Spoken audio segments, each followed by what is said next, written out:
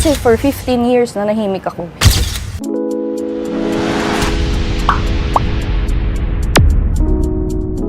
Ex-lover, anak sa labas ni Francis M. Lumutang. Binunyag ng isang dating flight attendant ang naging relasyon nila ni Francis Magalona bago pumanaw ang legendary rapper.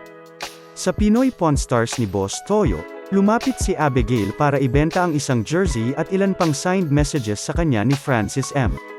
Doon niya nilantad na nagkarelasyon pala sila noon ni Magalona. Aniya, nakita siya ni Francis M. sa Eyat Bulaga, at kinuha ng yumaong rapper ang kanyang number. Nakita nyo naman sa letter na may "I love you so much, so meaning to say may relationship," wika ni Abigail.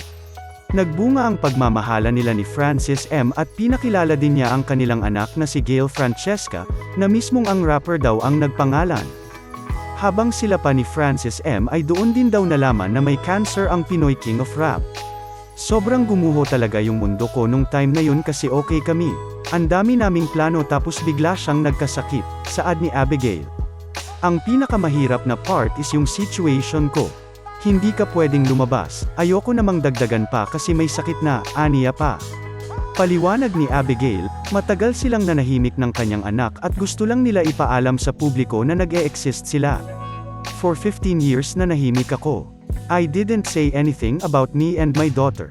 Siguro ito lang yung karapatan na pwede kong magawa para sa anak namin, lahad ni Abigail.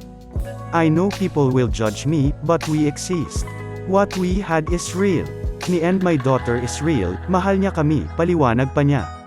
Naibenta niya kay Boss Toyo ang jersey at autograph ni Francis M. ng 500,000 pesos. Nais niya sanang ma-preserve ito sa museum na itatayo ng social media influencer.